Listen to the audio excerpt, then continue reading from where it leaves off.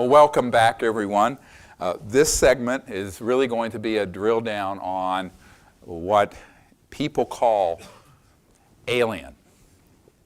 Now, what's interesting about this, and the reason I put alien in quotes, and you'll see the title is Contact and the Cosmos, a Framework of Understanding.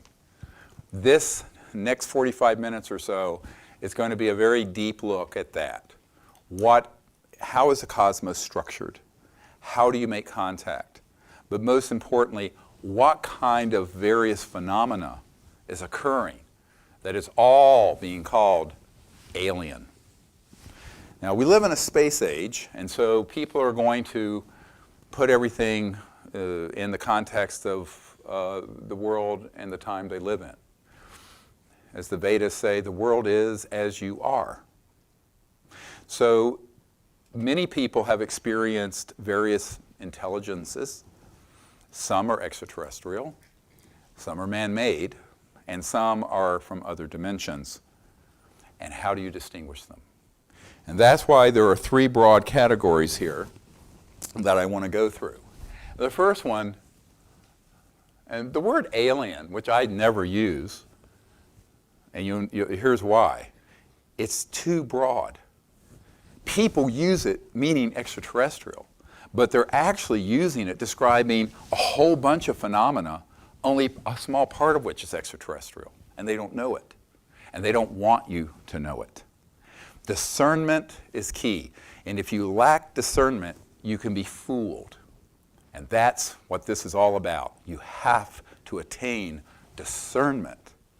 So, under extraterrestrial, the first thing I have are TDIS, transdimensional interstellar extraterrestrial beings.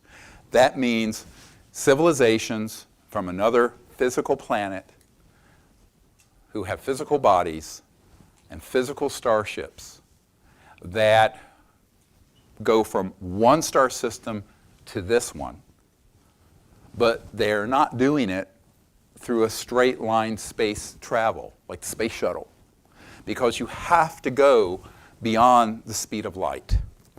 And in the mid-90s, I wrote a paper called The Crossing Point of Light.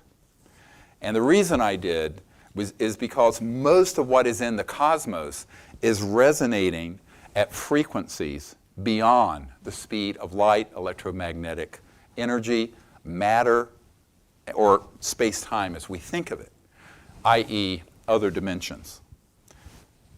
When you are going from, let's say, the Andromeda galaxy, I'm going to show you a photograph of an ambassador from Andromeda who visited us at Joshua Tree National Park a few years ago. If you're going from there, which is 2.5 million light years from Earth, and if you're traveling at the speed of light, it'll take you how long to get here? 2.5 million years. But it would take you 2.5 million years to get back. And that's at the speed of light. 5 million years round trip. Not going to happen, never going to happen. So that means that, by definition, if a civilization has reached Earth from another star system, they are going beyond the speed of light. And now we're in a whole new physics. And this is the physics they do not want you to know about, that has been studied for the better part of a century, that deals with transdimensional or interdimensional systems. So you can take this object, a laser pointer, put an electromagnetic field around it in such a way that it will levitate, become almost massless. But if you click it a little bit further, in resonant frequency, it will disappear from visual space-time, and you can make it reappear at another point in space-time. I'm qualitatively trying to describe what's actually happening. Now, this began to be observed, Einstein called it the spooky effect, where the same particle could be in two places at once, resonantly. And he called it the spooky effect. It was spooky to him because he didn't understand it. I remind people that someone once asked Einstein, what's it like to be a genius? He says, I don't know, ask Nikola Tesla. So, at any rate, I'll leave that be. history is always fake. But what you find is that civilizations that have evolved past the nuclear level, the subatomic level of understanding, beyond even the 0-point energy level, into the transdimensional level, are extraordinarily developed, where their technologies are interfacing with linear space-time, this dimension, 3D, 4D, but they're actually traversing other dimensions to go from point A to B, however briefly. Their communication systems, instead of being, we think our cell phones and smartphones are so fabulous. Well, it's 1844 radio frequencies and what have you. Their communication systems interface directly with thought. So you think to it, it interacts and transmits it instantaneously across any distance of space-time in real time. That's the only way you can communicate across millions of years, light years of space. Does this make sense to people so far? If I've lost you already, we're in trouble, because this is the elementary level. Now, once you reach that capability, it means that you're able to move across the vastness of space in fractions of what you would even at the speed of light, and almost approaching instantaneously if your technologies are that advanced. Some aren't. It may take a month to go a couple thousand light years for some. For others that are developed at a different level, it may be seconds or instantaneous at the speed of thought. But I always point out to people, what's the speed of thought? Well, thought emerges within the consciousness field and is beyond the limits of space or time, which means it's infinite, infinitely fast, but instantaneously and omnipresent. So that's the field we're talking about, the consciousness field. Now, when you're dealing with an interstellar civilization, here on the left side of this chart, now you have all these technologies, and this is just a brief summary. So you have very advanced artificial intelligence to the level where the AI, artificial intelligence, is exact mirror of the consciousness of the occupants of the craft. How many people have had an encounter with a UFO and felt that the craft itself was conscious? No, I mean, that's the real McCoy, because their technology is transmitted straight through it. And their guidance systems are linked to their bioelectric field and thought. And their communication systems are interfacing with coherent thought. Not just random thoughts, but you think coherently with intention, bang, bang. Transportation, similarly. They're dropping, if you will, or rising into a dimension beyond the frequency of light, time, matter. And that frequency, it looks like they just disappear. Well, they haven't disappeared. It could be sitting right here in the corner of the room. And you wouldn't see it with the naked eye, nor would any camera necessarily get it, sometimes.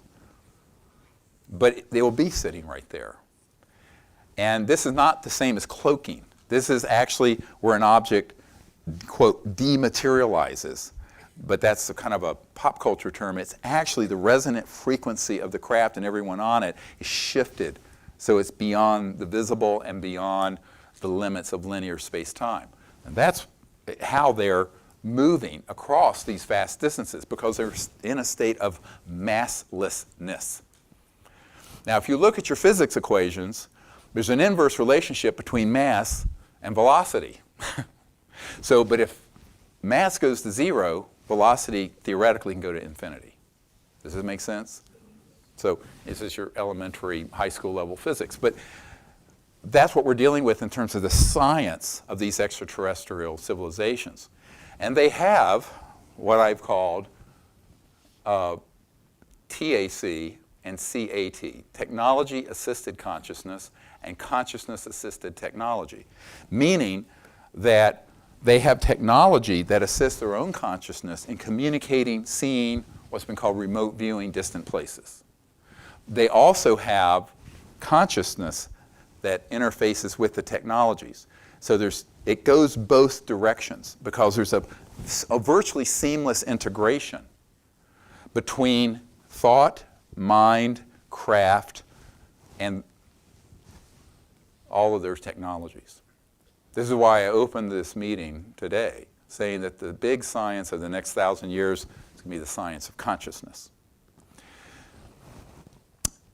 This presents a problem, as you will see if you look at this chart. Because look what else is up there in front of you. You have naturally occurring, not extraterrestrial, but interdimensional beings. And, there are all kinds of, I'll give you one silly example of this. Anyone ever heard of a ghost?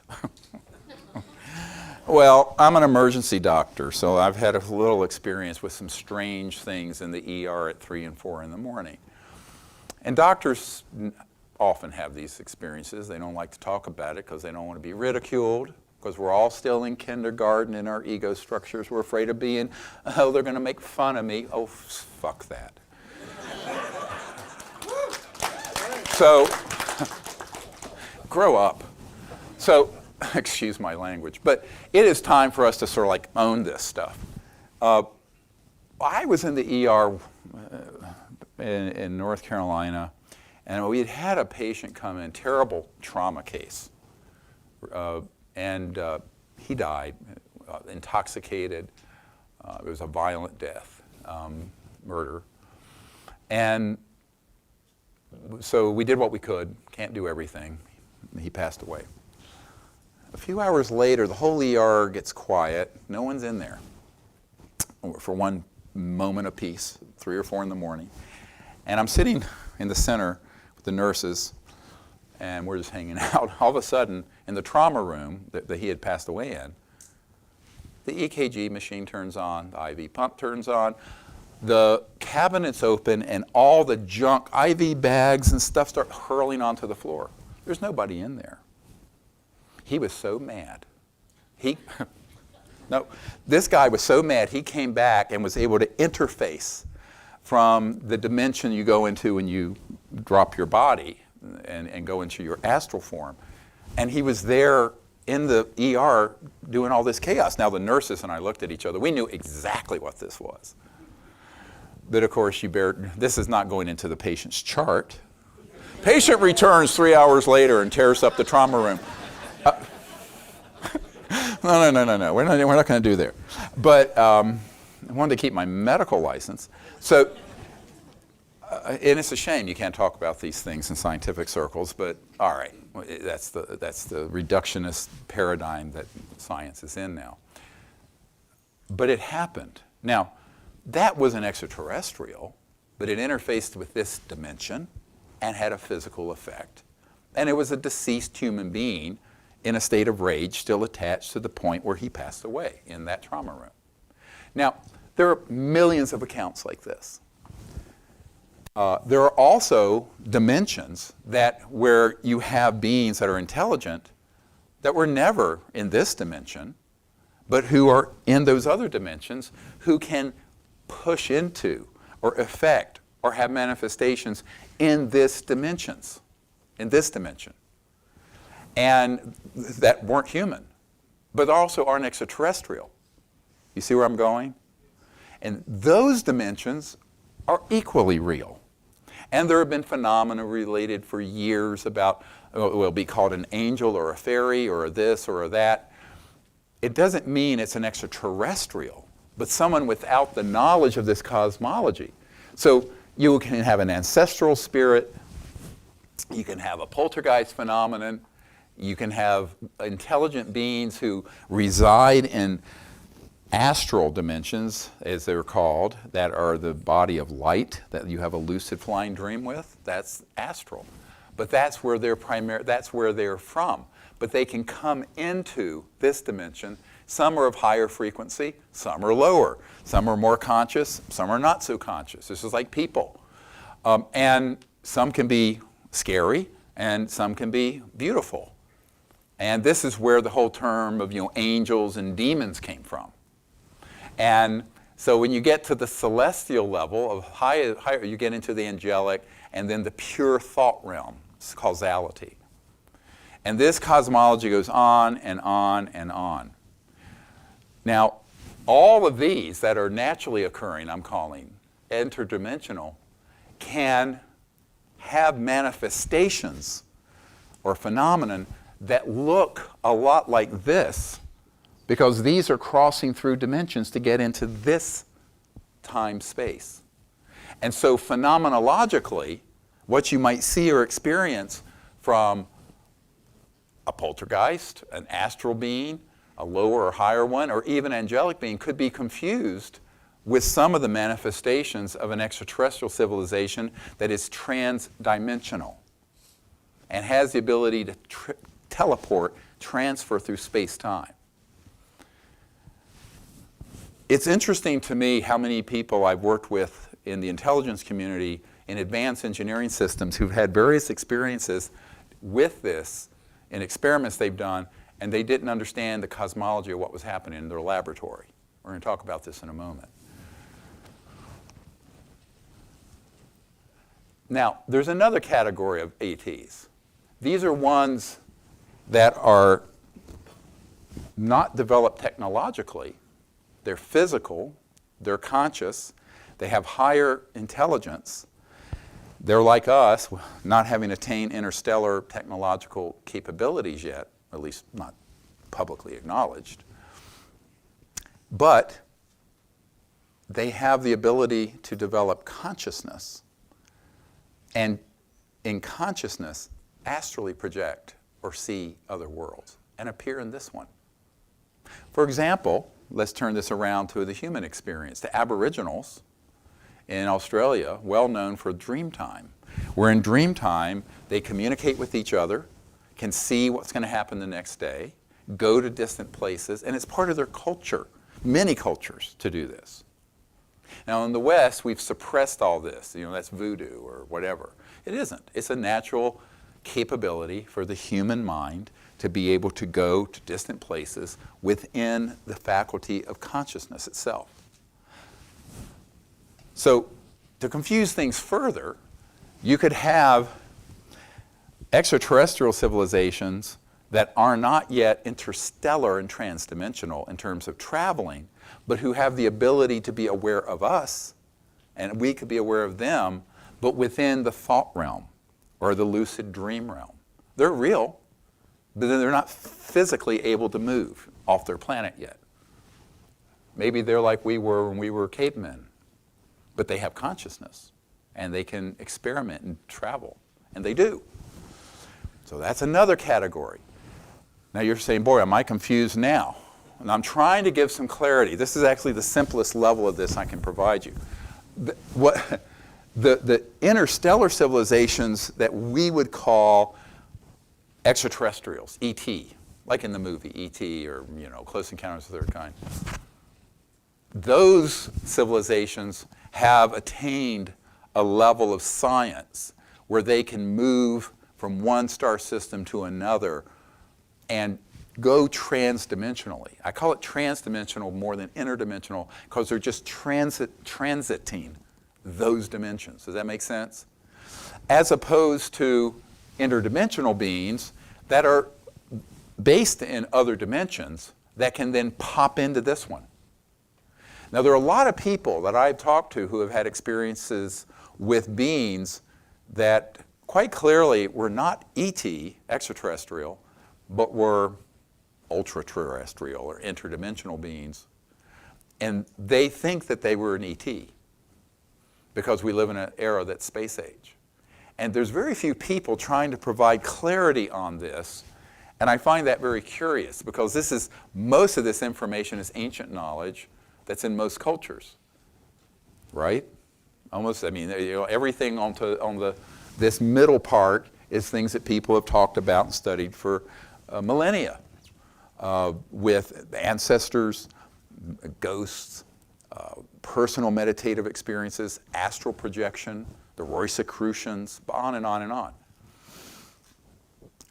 But if you don't understand that there's this enormous overlap in phenomenon between a trans-dimensional interstellar civilization and how these other interdimensional beings that are based in other dimensions might appear to you, you're going to get the two confused. You need to be able to ask the question, is it ET or something else? And the most complicating one is the one I will get to in a moment on the right side as you're facing this chart. And those are the man-made phenomena.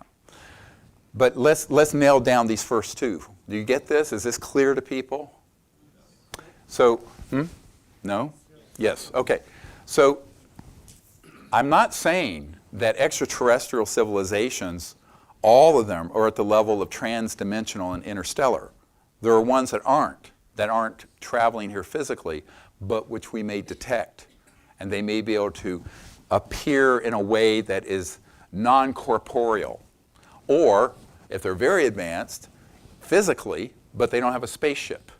Because that's one of the advanced Vedic siddhis, S-I-D-D-H-I-S, where you can materialize yourself at remote places. Before I was a medical doctor, I was a scholar of the Vedas and Sanskrit and a meditation teacher. So this was like really my root education. And what you find with this is that there's a very important distinction that needs to be understood if you're going to go out under the stars with your team to make close contact with these civilizations. Because in the process of doing the meditation and the consciousness work together, you might have an experience with an extraterrestrial, an interdimensional being, an interdimensionally traveling extraterrestrial that doesn't have a spacecraft but is still planetary bound, or you may be targeted by the intelligence community with some what's called WSFM, weird science and frickin' magic. That is what they call it. Northrop Grumman, they just call it PFM, pure effing magic. That's the high end of the electronic systems. And those can simulate everything ET, everything interdimensional. And those have been fully operational since at least the 50s. So this is the bombshell coming. Now, there's a method to my madness of putting this chart up. I don't know if this is clarifying things. We can spend an entire day on each column. We don't have an entire day. We have another 1.5 hours. So what I want to do is give you a few little examples of each. Let's say you're out under the stars. You see an object in the sky. It materializes, doesn't move in like an airplane. It then dematerializes. The next thing you know, there are these beings walking around you who phase in and out of this dimension that some people can see and some cannot. But the cameras sometimes will photograph them because the CCDs and the digital light cells will pick them up that your eyes can't. I'll show you some of these pictures. These are actual ETs. But they're moving non-linearly and non-locally because the nature of the cosmos is that it is a conscious holographic universe. The entire cosmos is awake. And every star and every photon and everything that exists in it has as its basic level of energy and foundation pure consciousness. Now, the science behind this has been pretty well established over the last 50 years, and in scientific labs like Dr. John at Princeton, where they've done experiments with random number generators. They can, put a random number generator out there, have someone visualize it spitting out more zeros than ones, and it will. Two people who love each other or who are united be 10 times the effect. This is going to have a big meaning in a little while, because that's the power of people coming together who understand what conscious mind is. Now, on top of all this phenomenon, this phenomenology that goes on and on and on, you can then have, as I mentioned before, an experience with a being from an interdimensional realm or another realm of being, like a refined level of the astral. And some people call this the angelic realm and what have you. And It was interesting when I was at the Vatican talking to Monsignor Balducci, who was a senior theologian to Pope John Paul. He said, you know, people confuse this all the time, but angels and demons, they don't need flying saucers. It was such a simple statement. I said, yes, of course, but they do confuse it all the time. And so what you find is that there are parts of the intelligence community that want it to be confused because they're going to use it to fake things. Stay tuned. In a few more minutes, I'm going to explain this. Now, on the other hand, the actual extraterrestrial civilizations, they're sort of waiting for us to wake up a little bit and make contact with them, but they also are preparing in case we don't and we blow the system. So a lot of what you see with extraterrestrial involvement with the Earth has to do with the fact that we're at this crossroads where we're either going to go or it's a go or no go. Unfortunately, the people who think that the ETs are going to land on the White House lawn and fix everything, that ain't going to happen, all right? As I wrote in 1991 in a paper that got passed very quickly through the intelligence community and the aerospace community, there are only a few conditions under which there would be an overt massive intervention. And they're ones that would involve a catastrophic geophysical collapse, like a polar shift or something like that, or asteroid hit that made the dinosaurs extinct, a massive thermonuclear war, some other kind of man-made or natural catastrophe that would be an extinction level event. Then the intervention is going to be overt. You can see it everywhere, all over the Earth at once. Short of that, they're waiting for us to become peaceful, civilized, nonviolent, etc. And that's what they've been waiting for a long time. Meanwhile, they also know that there are elements of human civilization that have advanced far ahead of what's been disclosed to the public, that have weaponized interdimensional technologies as well as technologies that can potentially go interstellar. And that becomes an existential threat to not only the human race, but to other civilizations and other planets. There's where the conflict is. Very serious problem. Now, once you get into this area, and now we're going to get into some of this fun. And I call this the exotic hidden knowledge of the aerospace, science, and high-tech world that isn't at Apple, and it's not in Silicon Valley for the most part. They're operating out of the Skunk Works, Lockheed Martin. They're operating out of Northrop. They're operating out of certain SCIFs, secure communication information facilities that are underground. And they are amazing. Now, unfortunately, I've been read into a lot of these. Read into is military speak for briefed. In my sojourn over the last quarter of a century, since 1993, I've been brought to places where a lot of this exists. And I've been given documents and demonstrations. And it's kind of toe-curling and mind-blowing. And about 1994, I had people come to me who felt I needed to know what were in these projects that had been developed 40, 50 years earlier, after World War II. Now, the most obvious, and this is a wonderful, we just got this, but those of you who can see it, this is the alien reproduction vehicles that were at Norton Air Force Base. There's a big one, the Papa one, and the medium size, and the Mama, and the little baby one. And I forget the dimensions, like 100 feet, 50 feet, 30 feet, something like that. And these are electromagnetogravitics. And this was in 1988. There were some people who were in there that described these devices. This was sort of like a museum. These had been around for a while. Because as I mentioned, the big breakthroughs in electromagnetic research were done between the late 1800s and the mid-50s.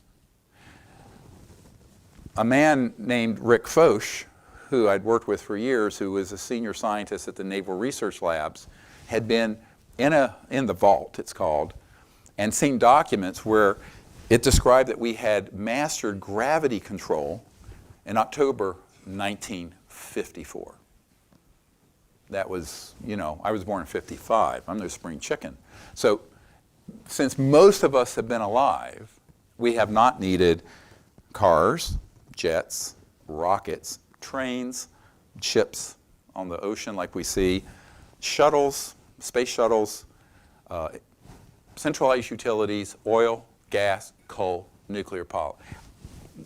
All of it has been obsolete since before I was born.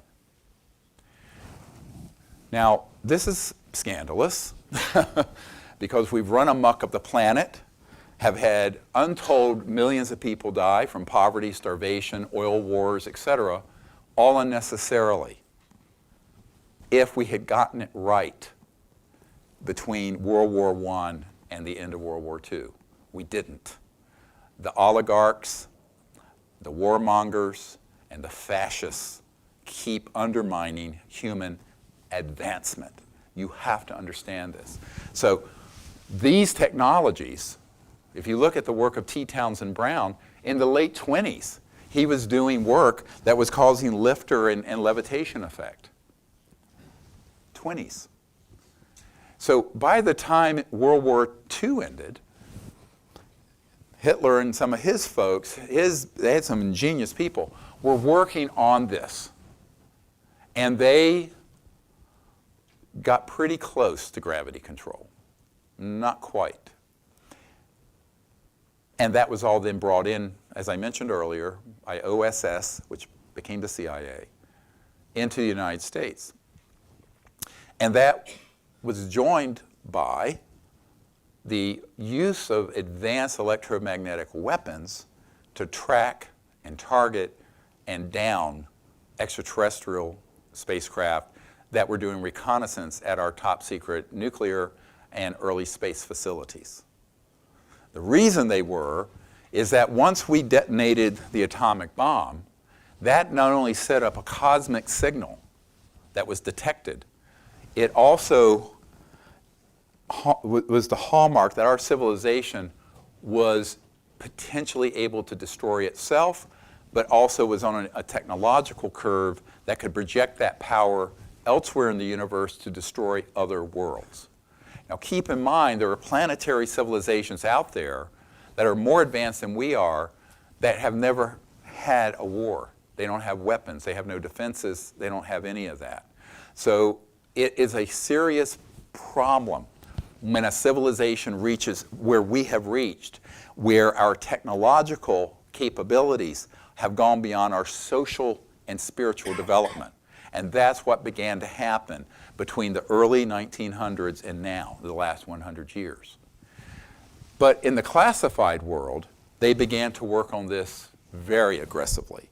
I will remind you that the top secret memo from T. Townsend Brown stated, I'm not T. Townsend Brown, from Wilbur Smith from Canada in '51 stated that this area of research, the modus operandi, he stated, of how the UFOs work was the most secret project in the US government, exceeding the secrecy of the development of the hydrogen bomb. Now, the hydrogen bomb wasn't detonated until '52. That document's '51. You have to ask yourself, what is more sensitive than an H-bomb, the ultimate doomsday weapon? It's these technologies.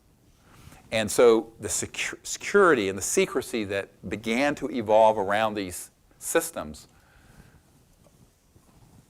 eventually went into the unacknowledged super black special access project world and beyond the reach of the Congress, the president, what have you. Fast forward to Eisenhower's speech in '61, where he says, as he's leaving office, to beware of the military-industrial complex. He wasn't opposed to the military. He's a 5-star general. He was a patriot. But he had been torpedoed and betrayed by these fascistic elements within this system, and he knew it. He was not a stupid man. So he was a trusting person, and he trusted some of the wrong people. And there's how we went awry, very badly. So between the end of World War II and 1954, an enormous R&D project was involved with studying not only innate human breakthroughs in magnetogravitics, but also it was then joined by research, reverse engineering and studying extraterrestrial vehicles and seeing how they work. Now that was a very heavy lift because, you know, we're running around with vacuum tubes, right? And things like this. And you're dealing with civilizations that are transdimensional, interstellar, that have, you know, something this big that would run an entire city from the 0 point field, and are transferring through space-time in a non-local way, a teleporting fashion. But trillions of dollars later, great progress has been made. And not just in energy generation and propulsion. That part you can understand.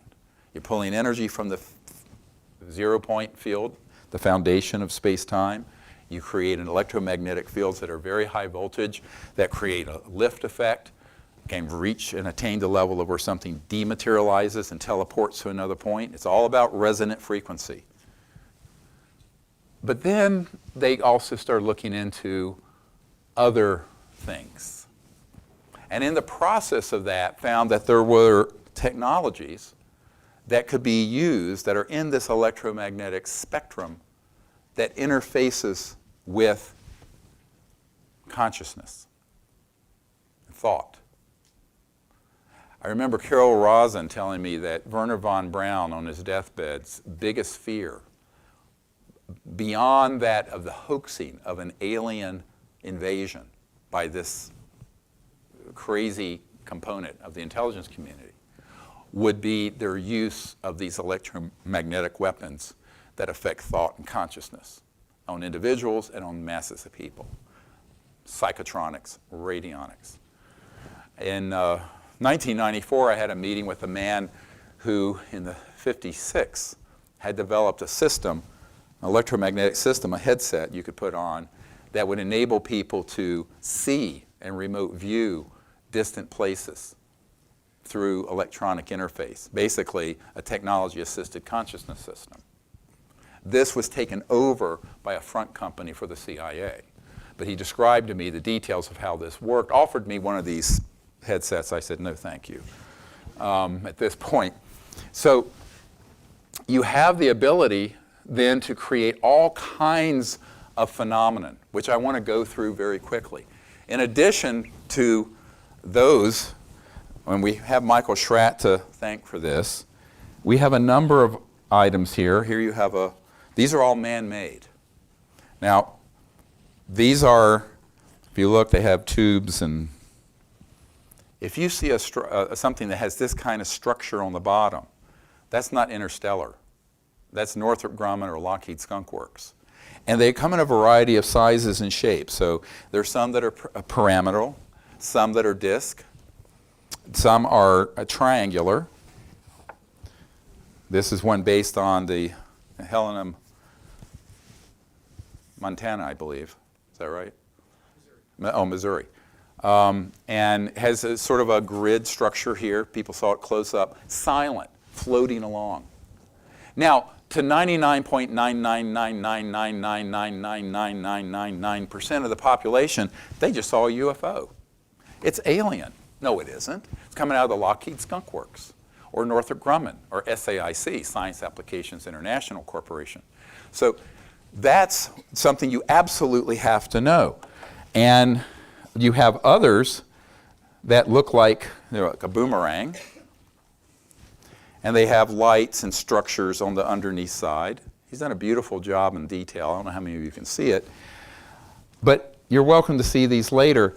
The point I'm making is almost every kind of platform, rectangular, triangular, chevron, disc, circular, that have a corollary in extraterrestrial devices that have been seen and tracked. They've experimented with and replicated in classified, unacknowledged special access projects.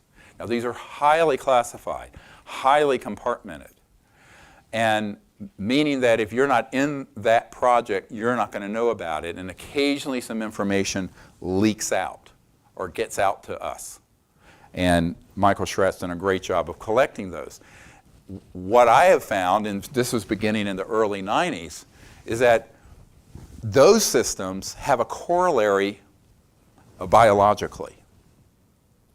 And this was interesting to me because the reason I was read into this project is because they knew I'm a medical doctor. And I began to look into it, and I discovered that there were a lot of these creatures that people see. Again, some may be interdimensional, some may be extraterrestrial that are transdimensional, but then there are the weird ones that are man-made. And some have called these programmed life forms. They are bio-nano machines. They have integrated circuits in their cerebral cortex. They are completely man-made, and they are under man-made control. Is Ricky Butterfass here? Ricky is on our team in Denver, and he and I visited a man outside Denver named Stan Romanek. And Stan had had all this weird stuff happen. I mean, he had been on TV shows and this and that, and they were opening all the doors for him to tell his story. I thought it was very curious. So we went to his home, and he played a recording of a voice and showed us a videotape. And this was gobbled up, apparently, by Disney, or one of the big studios, and black shelved. But we saw it. And Ricky, who is one of my assistants here, he saw it with me. And it's this, well, it looks like one of the Greys, totally man-made. And it's there walking like this, kind of stiff. And it comes into his kitchen. He has his camera on. A chemical canister is thrown. He didn't know this. It knocks him out, and the camera falls over. And the next day, he gets a phone call, because his father apparently had been in the military, from someone who knew this was going on, was just trying to give him a heads up. And they were using a synthesized voice that sounded like a British woman. And it was saying, Stan, that one that happened last night, that was one of the fake ones. It was one of the fake ones. And there was one of the investigators from MUFON there, and a couple other people, and Stan and his wife. And I said, yes, of course, that's one of the fake ones. They said, what does that mean? I said, oh, for God's sakes, this has been known for 40 years. These are the ones that are man-made, that the UFO subculture say are aliens. Well, they're alien. They're not extraterrestrial. Now you're getting really worried, because everything you think you know is true, that you think is true, is false. And it's part of a counterintelligence program. It's very, your tax dollars hard at work here, folks. So think about the ability to take the genetic material from a deceased extraterrestrial biological, grow it in a facility. Dolly the sheep wasn't the first cloned advanced life form. Put integrated circuits in and have it under the control of certain military commanders and special operations teams to engage in what I call here stagecraft, all right? And the stagecraft that you see at the top is a very sophisticated programming that involves man-made UFOs, electromagnetic warfare systems that interface with consciousness, chemical systems, and biologicals that look like aliens but are not. This is something that everyone worries about when they hear this, because they think, well, what part of everything that we're studying and out there on the internet and on the X-Files or on this conference and that conference or what have you is extraterrestrial, and what part of it's man-made? And how do you know the difference? Well, we just showed you, up close and personal, the ones that are man-made aren't that hard to figure out. At a distance, however, they're very hard to discern from an extraterrestrial vehicle, ETV. And you have to be able to have enough of this information when you're out under the stars making contact to have this in your differential analysis. In medicine, we call this differential diagnosis, right? If you have chest pain, if you're an idiot doctor, oh, that person has a heart attack. Well, it could be pleurisy. It could be a dissecting thoracic aneurysm. It could be dozens of things. So if you go to an incompetent physician, he'll just treat you having a heart attack and miss the thing that your aorta's blowing up. So you have to have enough knowledge. The reason this knowledge is essential for you is that all of you are going to be asked tonight to become ambassadors from Earth to these civilizations. You cannot do that if you're going to mush up all this together in one melting pot of undiscernible phenomena. It isn't possible. Does this make sense? So this is really, as far out as all this sounds, and as big of a bridge I'm trying to take you across, it is really the beginning level. This is what you should have known decades ago. I found when I was studying this that they also have the ability, if you go to some of the Skunk Works programs and some of the things they've done at Montauk. When I first heard this was about 93 or 4, from a man who had been in a really classified facility near Edwards Air Force Base, that they had electronics where they can hook you up and you can take you into another dimension, into the fourth ring of hell, if you want to call it that, and then materialize that creature 3D running around the lab. Now, some of these escaped at Montauk, and some of them have escaped other places. Those are not extraterrestrial, they're alien. Visualize technologies where that capability exists in the hands of sociopaths and psychopaths using trillions of dollars in money. That's what we're facing. I'm not trying to scare you, but I'm trying to wake you up. This is actually what the false flag isn't just going to be flying in one of those. It can also involve biologicals, psychotronic, electromagnetic materialization, on and on and on. Now, those systems are fully operational and have been for decades.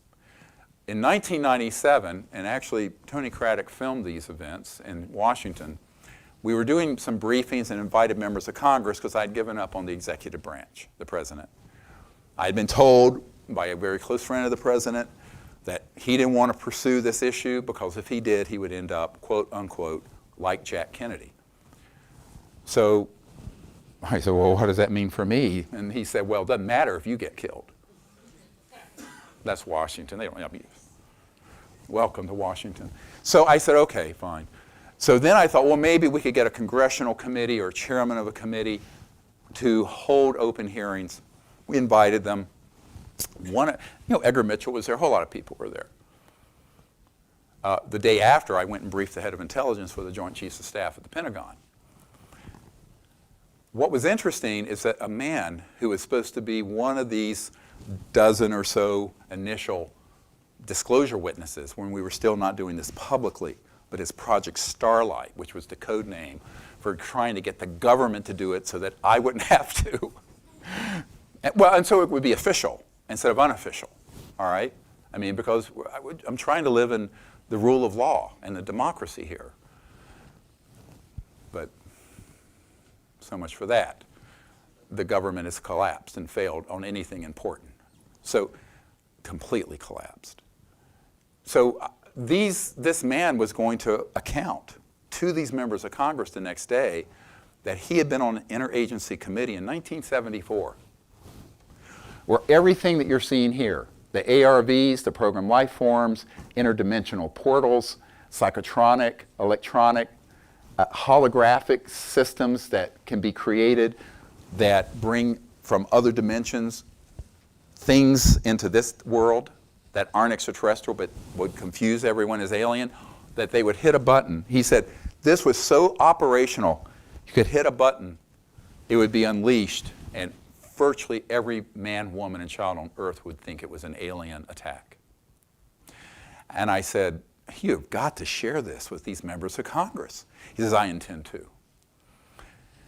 In the wee hours of the morning, some special operations folks that he had worked with in that command showed up at the hotel, the Westin in Georgetown, and took him to an undisclosed location out in Virginia and held him there until these meetings were finished.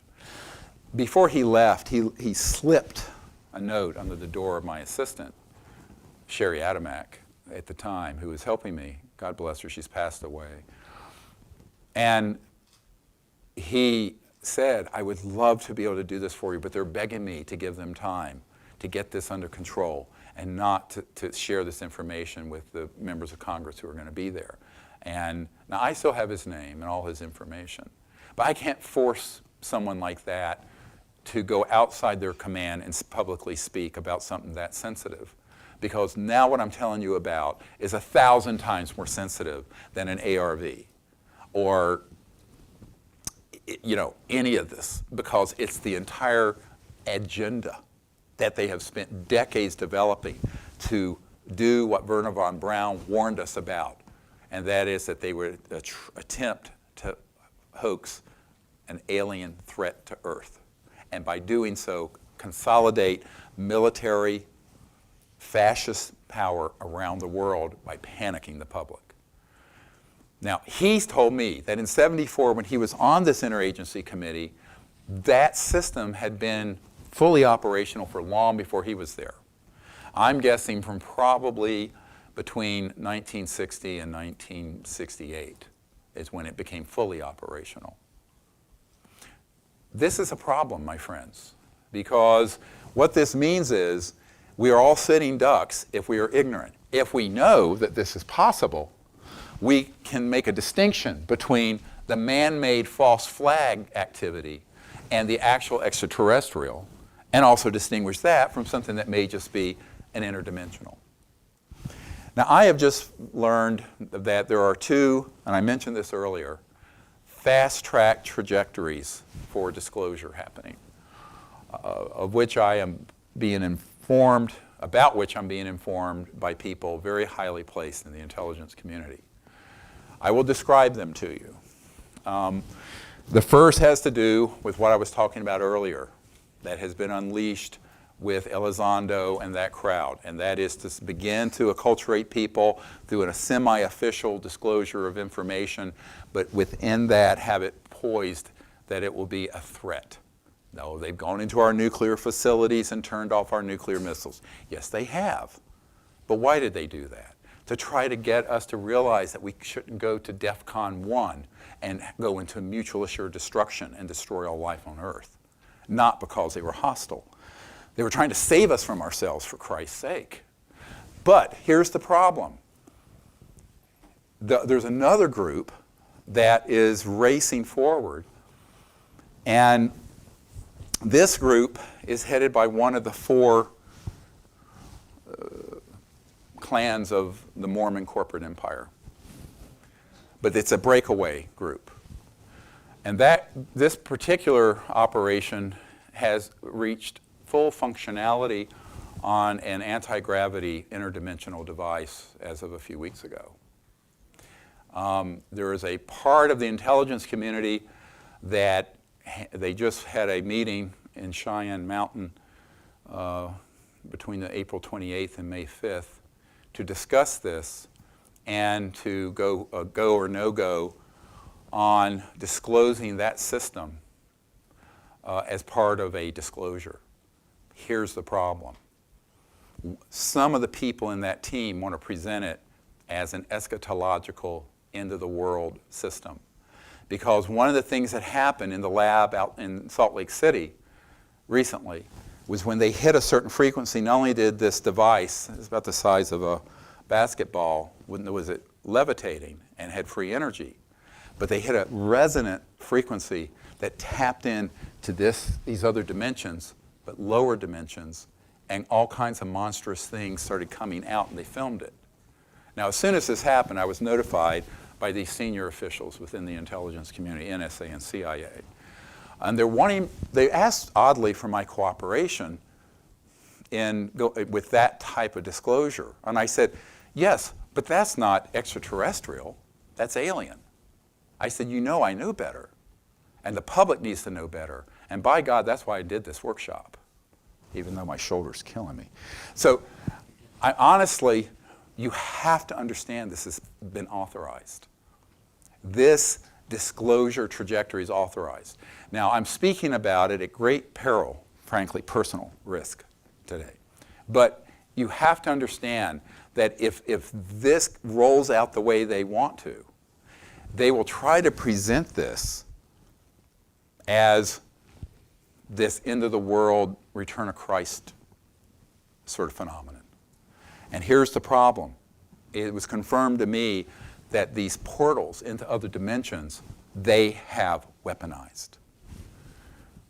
Now, so the weaponization of this kind of technology is an absolute threat to the structure of space, time, Earth, and humanity.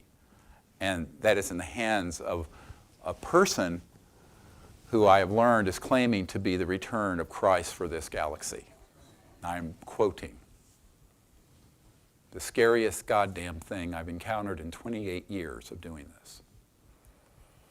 And you ignore what I'm telling you, your peril. Now, I want to go in a little bit more into this when I was talking about technological interdimensional portals, because this isn't the only lab that's done this. I was working for years with a man out of the Huntsville Space Flight Center, and well, he was actually in a skiff through IT&T on the payroll of the CIA. It's all very much, organized that way. CIA to IT&T to this individual's company to this operation. He had done experiments doing the same thing and had similar phenomenon come into his lab. I know of in Orange County of a device that was operational that hit a certain frequency that poured into the area briefly all these non-ET, non-human, interdimensional things. People say, well, that's boogamy, scary. I say, yeah, it's scary as you can imagine. But it's real. This is not Stranger Things or whatever the Netflix. This is the real part of that, okay? So when you have people who have that technological ability, but with an agenda to hoax Armageddon, or to present a false prophet, or to create Earth changes. Set up one of these systems over the San Andreas Fault, or between Catalina Island and Los Angeles. Bang. There goes the subduction of that fault. And there goes 10 million people in Los Angeles. Is that fully operational? Yes. Fully operational. 20 years ago, I said, people have no idea how dangerous an unchecked, very powerful entity is that has no supervision of the executive, the Congress, or the people doing things like this. Not everything you can do should be done. And you cannot give this level of technology to an unsupervised cabal of neo-fascists that have been operating, running amok of our liberties and democracy for 70 years, 75 years. So the reason this is such a critical message today is that I don't want you all to be caught flat-footed. I'm hoping by discussing this, we can delay it and give ourselves some time to do a disclosure that would be beautiful and truth and move our civilization forward, not set us back to the Stone Age or worse. But it's all in play. It's all in play. Which brings me to the sort of the last part of this, and that is a lot of people hear this and they'll go, God almighty, I wish you hadn't told me. But there's no time for me to, I'm going to do probably next month, we'll see in Boulder, Colorado, an entire afternoon of this. Because there's too much information that you have a need to know. And, excuse me, I'm trying to find something here. But ultimately, we're going to have to figure this out ourselves. And I think that the biggest mistake that we can make is to think that the president or some other leader is going to do it for us, but let's hope they still do. But who's going to get their ear first? Us? Or these operatives at the agency? Us?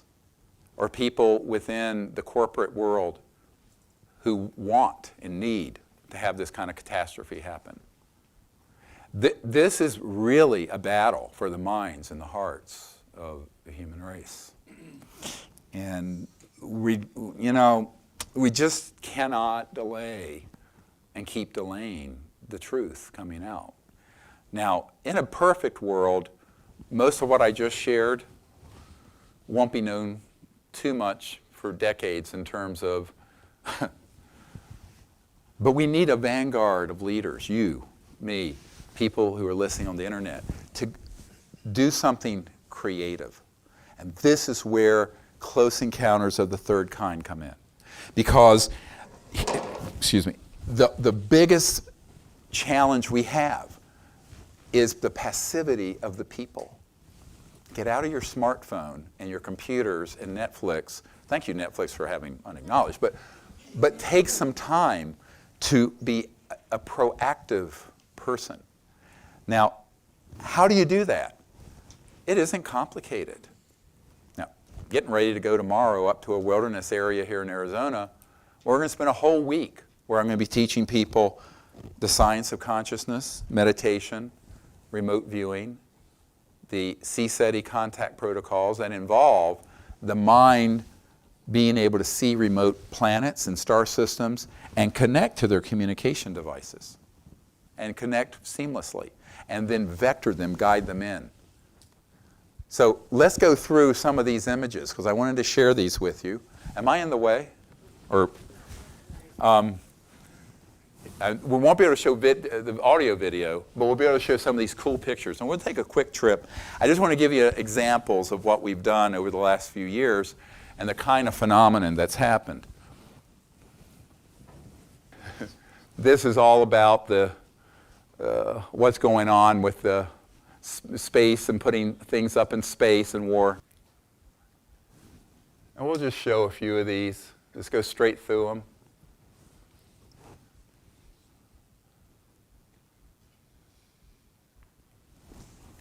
Here's one that appeared with our group in '92, and it's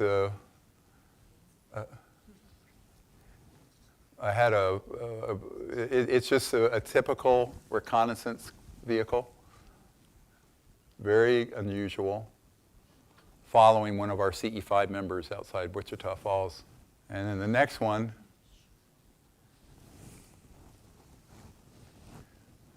this was taken by Ivy Blank, and she was in Santa Fe. She was doing our meditations and connecting to these civilizations, and this comes by. Seamless, no structure on it. It was going about 500 miles per hour. But she actually, with the naked eye, she felt it, and she remote viewed it. So she took a picture, but it was so fast that she only saw it after in the photograph. And this was like pre-digital. This is old film.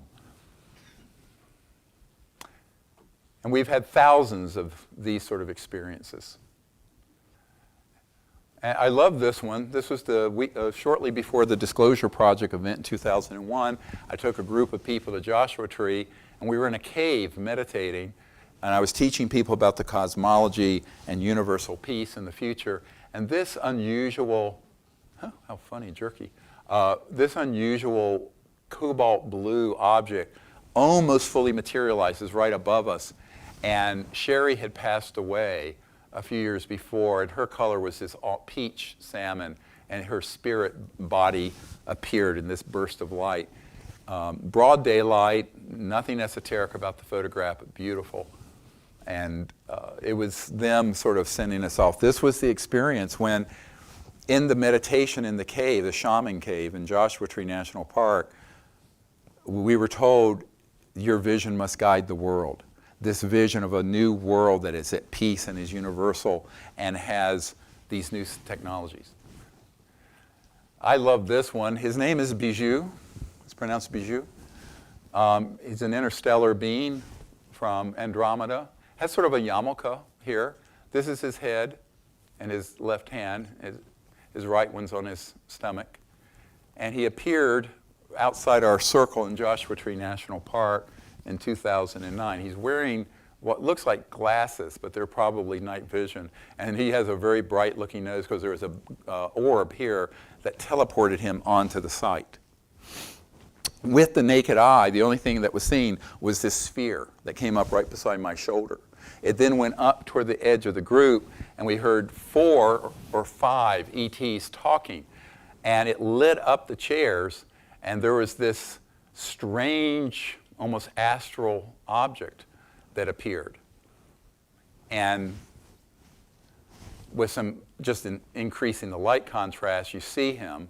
This side of his face is brighter than this side. This is his chest, and these are his legs, and this is one leg. He's sort of doing this, floating. He's in the air maybe 5 feet up. And when I asked him where he was from, we have electromagnetic systems, magnetometers, that signal as a communication system. He said it was from Andromeda galaxy. And I sensed that he was enormously intelligent. And I said, your IQ, I'm sensing, is around 450 equivalent human. He says, yes. Which means I'm lower than a Down syndrome. But like a caterpillar. Anyway, so anyway, wonderful. Bijou's been with us many times on these expeditions. And now we have this, a few of these I want to go through. These are sort of things that come in. We have satellite charts out with us, and we'll see after all satellites are not, not seen, we'll have objects that will appear, and we'll signal to them, and they'll often turn and then send a light towards us. Beautiful. This was at Mount Shasta a few years ago. And this has happened thousands of times. I can't even keep track how many. There's one that is, now this is a night vision scope. It's sort of a bluish white light. And this ET I call Kindness, who came to me in a lucid dream the night that Sherry Adamek passed away and was introduced to me by her in the spirit world, is in that ship. She's a very senior ambassador with an interstellar coalition. I don't know her real name, but she was like the avatar of pure kindliness, so I name her Kindness. These are interesting because when you, that's me in a coat, and we were on an expedition, and there's an object, there's nothing there apparently, but then it appears and it does, well, you'll see. But this is a very good quality night scope, and this is past the time. You need to go out with satellite charts and be sure it's past the time. It was actually quite close. It looks like it's far away. This one I found fascinating because we were a few feet from us in the tree. This comes on and off. What you need to know, that is trans-dimensional. That could be, within that energy field, could be an entire spacecraft and dozens of ETs if it were to step down into this dimension. That's what happened at Joshua Tree. And then there's one that appears. My wife was with me in this one, right in front of the tree. Looks like a crystal clear sky. It looks like a lightning. And then all around us, trans-dimensionally, are these ET beings that started moving, doing things with the electronics, communicating. It's really beautiful. This is one of my favorite. We were at Mount Shasta, and amazing camera work by this gentleman. Watch this thing. Now this is in the unacknowledged film, but they didn't slow-mo it enough. it was in the field. Look at where it comes up from. It was right here. We're in the field here. It comes up from here, goes straight up vertical, takes a left turn. The guy swings around. This is at the edge of the speed of light. This thing. And look what it does. It's like a worm going in and out of space-time and vanishes out into space. Now, prior to that, we've been having all this experience with these ETs around us and walking amongst us in meditation, high-pitched electromagnetic tones that sound like crystal bowls ringing, coming out of thin air, all kinds of beautiful phenomena. There it goes. This is a light ship, as they're called.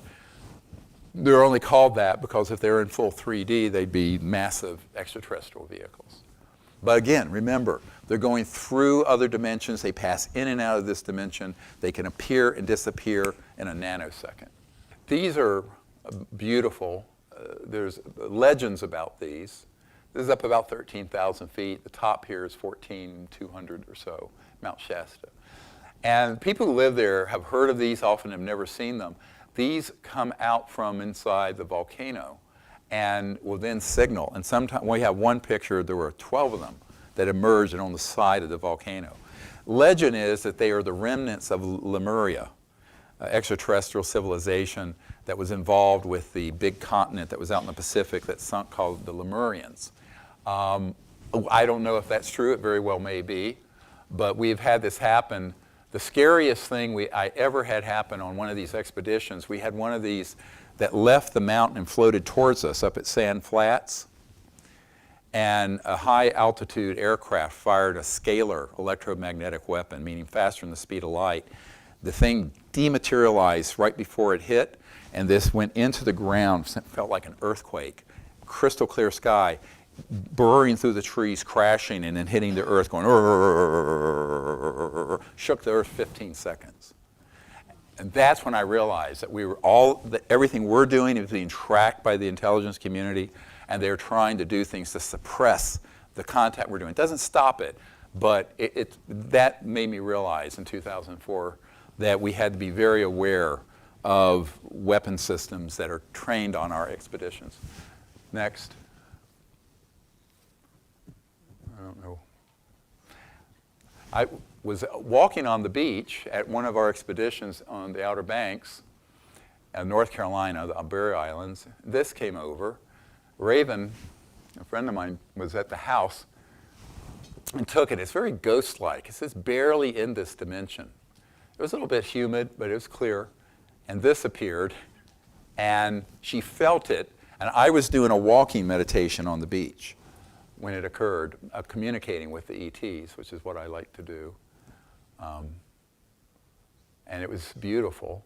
The night before, this same object came out of this, it was fully materialized. We didn't have a camera that was doing 360 and went straight into the ocean. This was it the next day. And it would appear, it was about this big at arm's length, materialized, dematerialized, materialized, dematerialized, and then went straight into the ocean. This is at the Outer Banks, and then the following year. And this is one of my favorite. We were being harassed by some federal agents who ended up trying to put me in prison for 3 years. It's a long story. And welcome to my world. And this happens. Now, if you heard the audio, we don't have audio. We had these electronic devices, and as soon as this thing materializes, watch what happens. It gets enormous. It's orange, and it lights up the entire ocean and the whole area. It was huge, and there was this beep, beep, beep from the electronics. It then vanishes, and then there are others. Here's another shot of it. I'll show you another one, though, that makes a 270-degree turn. But look when it's gone, the night vision, there's nothing there. Now, I love this one. It happens over and over.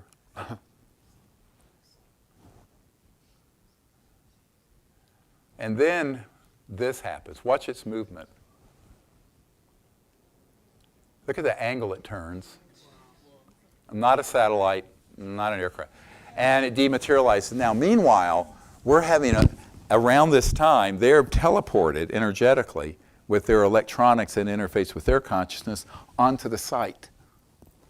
And they're interfacing with people, they're touching people, et cetera, and so on. Some people don't like that. I said, well, don't come out with me.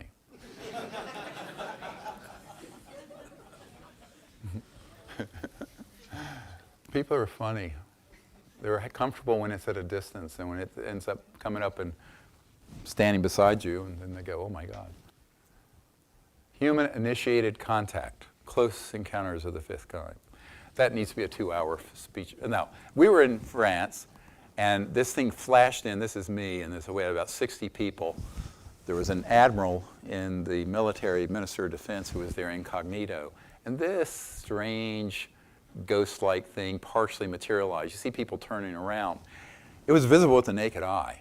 It was not fully there. I had a puja table set up over here, which is, I do a Sanskrit ceremony where I do Sanskrit and then I do a puja and we meditate, and it puts people into a state of consciousness that is very cosmic, and that's when they appear. So they always arrive for the puja. I believe Sanskrit actually came from another star system. Next. The root of all Indo-European languages. Now this is beautiful. We were at this on the beach, and this appears right on the sand in front of me. And you can see the eyes very faintly. It's barely in this dimension. It's very crystalline. It's pitch black on this beach. This would be a beautiful cover for a book someday. My 6th book, maybe. But this being highly intelligent, an extraterrestrial civilization at the level of the celestial. So it visualized humanity evolving to the point that everyone on Earth were in cosmic consciousness and enlightenment. That's what we're talking about. 500,000 to 1 billion years ahead of us. You can fill in the blanks on that. Next. And then we're meditating. And there's a, this is one of my favorite, this kind of phenomenon happens. We have another picture like this at a different event. And this happens. So get a load of this. We're in a deep meditation I'm leading, and we're in cosmic consciousness. This is a Peruvian doctor, medical doctor. I call it the cosmic spermatozoa. It looks, and it comes in, and it wraps around her, and she begins to have the kundalini and an enlightenment experience like she's never had. And of course, this happens a lot on these expeditions, but we got it on photograph. Isn't that cool? Yeah. We got to put this in a movie. I don't know how much people are ready for this, but too bad. Are y'all ready for this? Well, yeah. All right. Next. I love this one because it's an object that we were in on top of Woodborough Hill near Alton Barnes, where so many of the crop circle appeared, the real ones. Of course, so many got faked. And it looks like a sun. It's just off the edge of the hill, and you see people turning to look. And it was this object that materialized into this dimension and lit up and then dematerialized. What I saw in my remote view was a very large craft filled with ETs from different civilizations that were joining us in the meditation. Because that's what they're interested in. They're interested if you have a pure heart, a clear intent, and you're wanting to join them in universal peace. That's it. They don't care about your degrees. They don't care about... This is what the Prince of Liechtenstein said. You know, I've gone all over the world where these UFOs are seen, and they're seen before I'm there and after, but when I'm there, they're not around. Maybe it's my attitude. I said, bingo. All right, next. You got that right. And we're in a crop circle here, daytime, regular settings, a Nikon, very good camera. This is my hand. You see I'm pointing. Now, no one could see this. I saw it in my remote view and also with my celestial vision, which I've developed as a meditator. And there's this object. It's a sphere in the trees. And it was watching us as we were in this beautiful crop circle. And we're about to do a meditation. I love this one because when you do any of the, you can be any tradition, but anything that is deep in consciousness and reaching into cosmic awareness, weird, beautiful things happen. This is a tubular object that comes in and lights up the puja table. This is actually one of our electronic devices. And it's all in blue. It's this beautiful blue color. I love this one. This is briefly in the film Unacknowledged. We're sitting on the land I had in Colorado, and this launches straight up from the land and stops. Light ship. Very similar to the object at Shasta, though I call it the corkscrew that went off, but it just goes up, stops. Partially in this dimension, partially not. If they come too far into this dimension, they're very easily hit with a space-based or land-based scalar weapon, which are fully operational, have been since '65. Next. Scalar meaning longitudinal electromagnetic. And this was on the land. It's a similar event. And I sense it's daytime. We're out on the land. This thing lights up.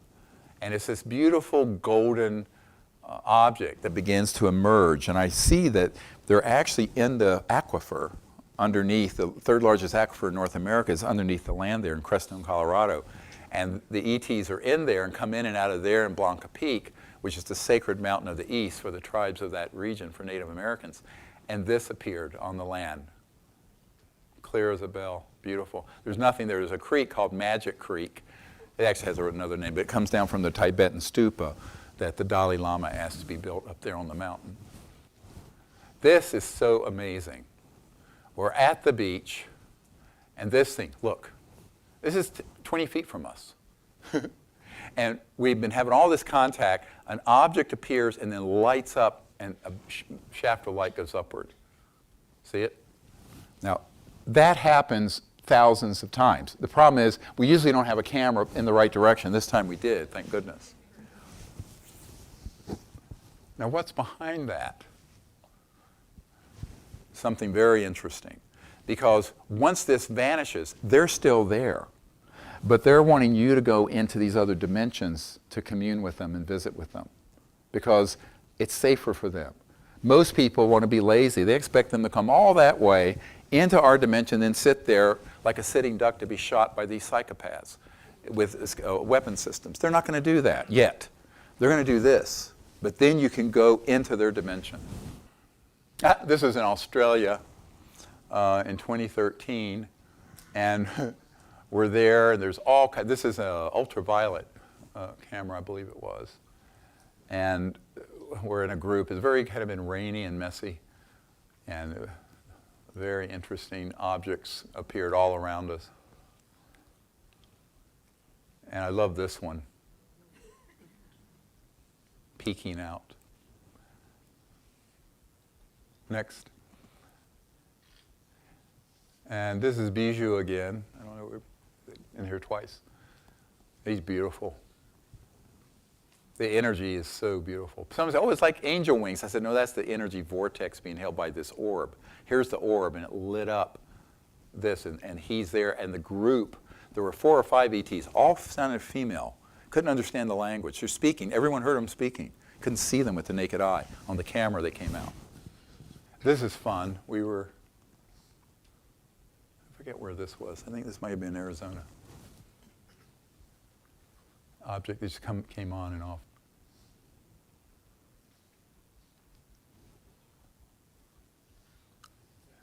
This is 3 years ago. I love this. This was last year up in the mountains here in Arizona. Look and what happens.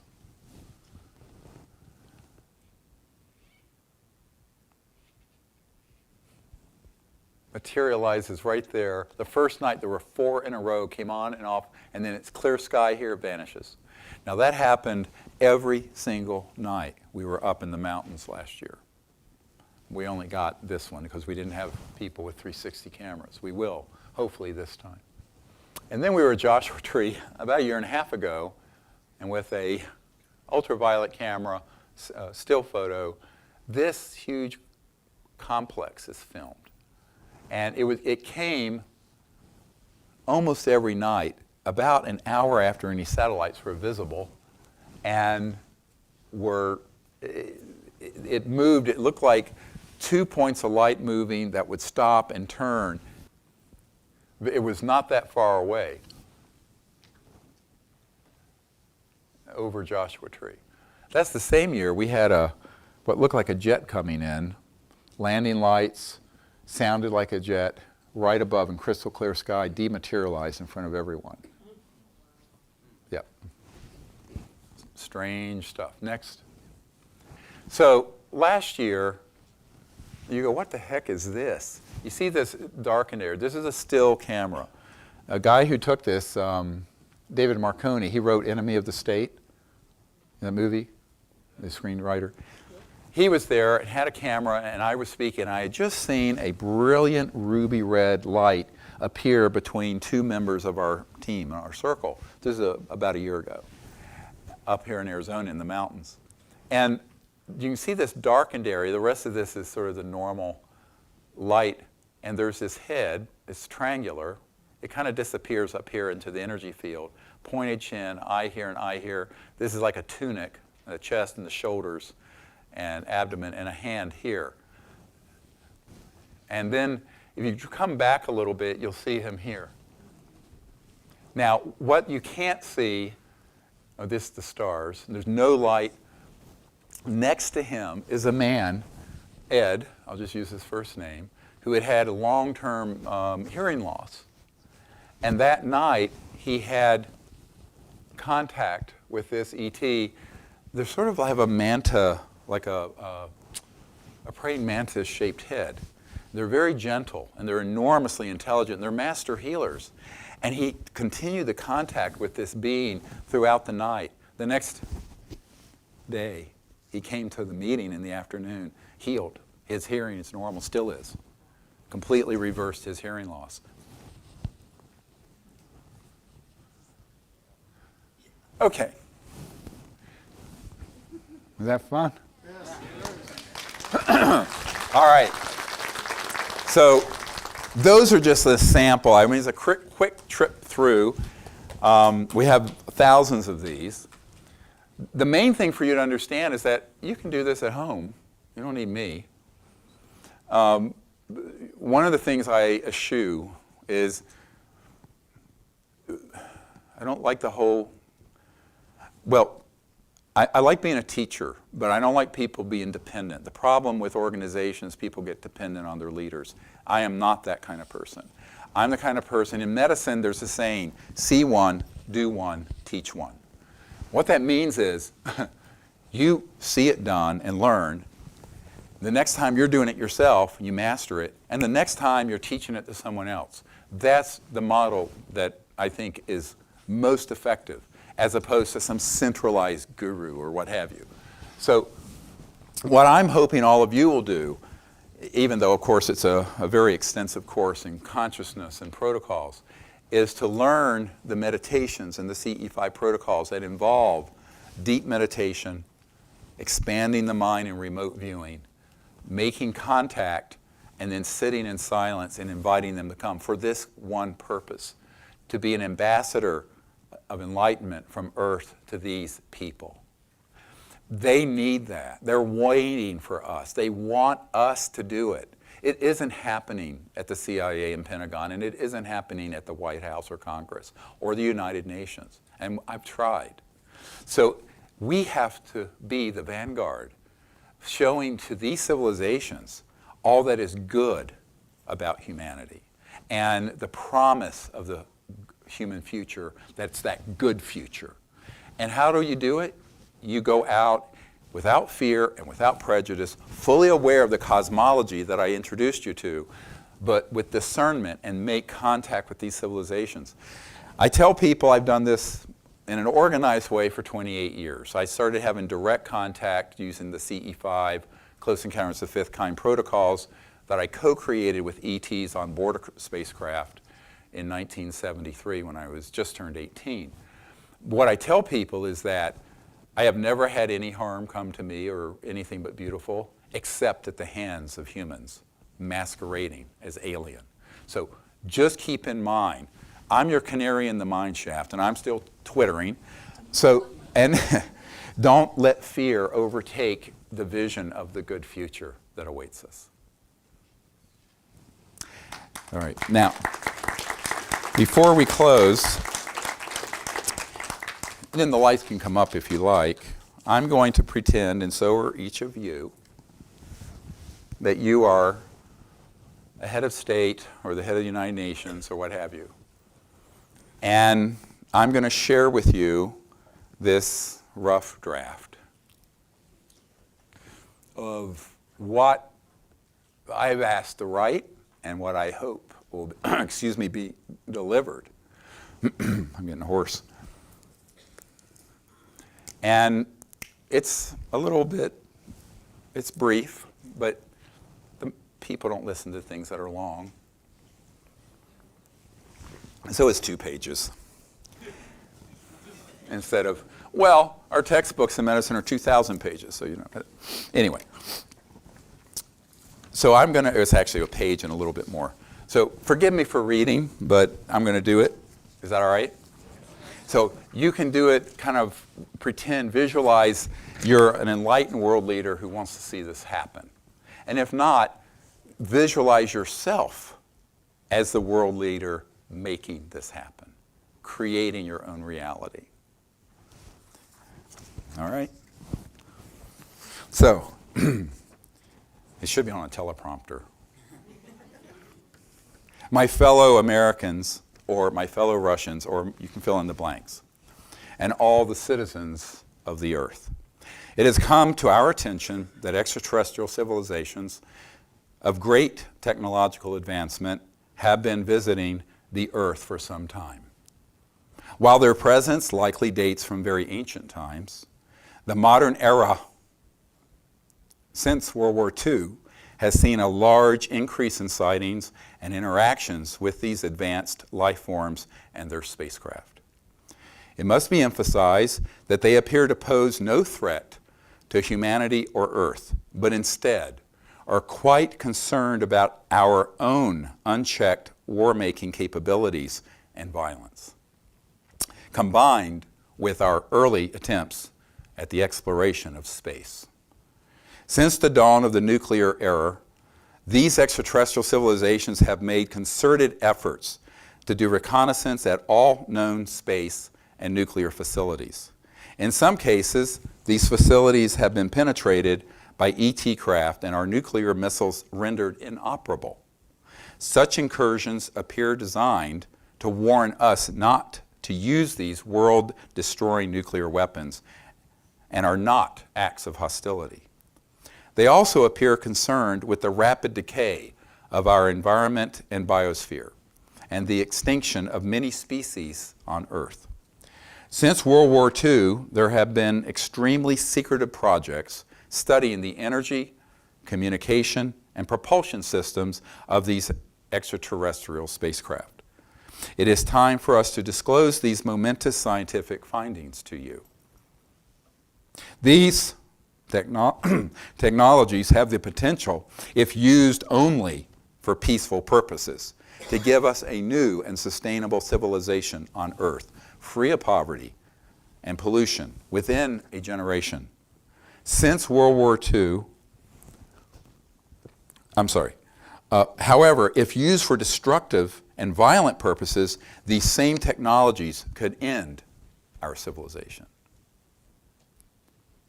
For this and other reasons, the strictest secrecy has surrounded the study of these extraterrestrial technologies.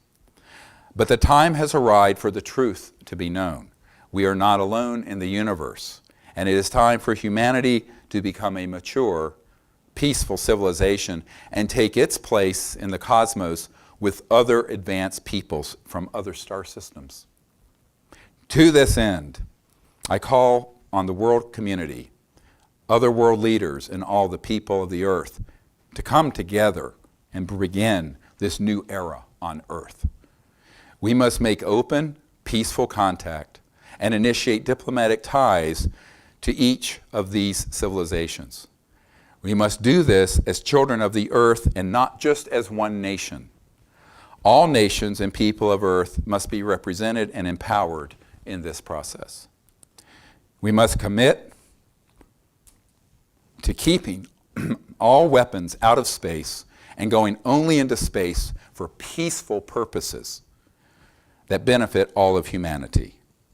We must bring forth these advanced energy and propulsion technologies so that the world's environment and people benefit.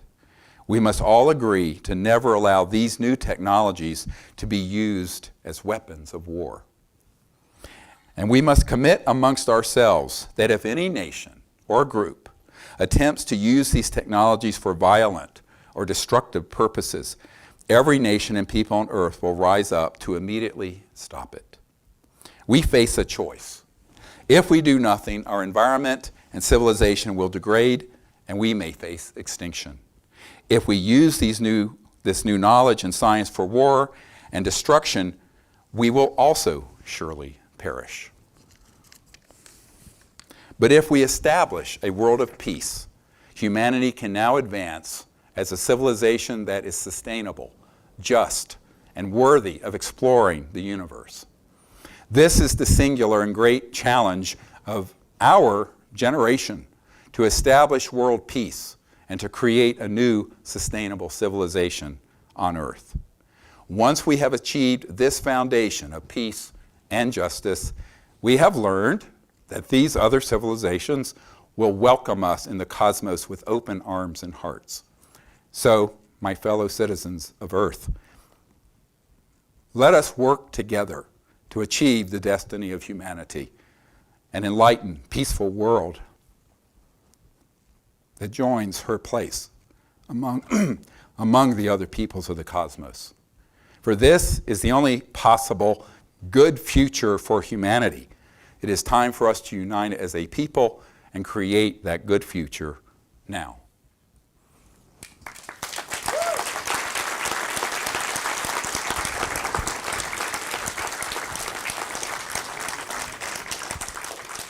So that's my draft of what I'd like to see the president and Putin and everyone else address the world with.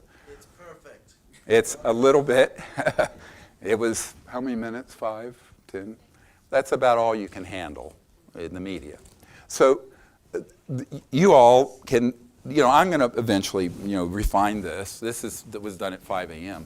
But what I want you to visualize is this happening, not the false flag and not the other.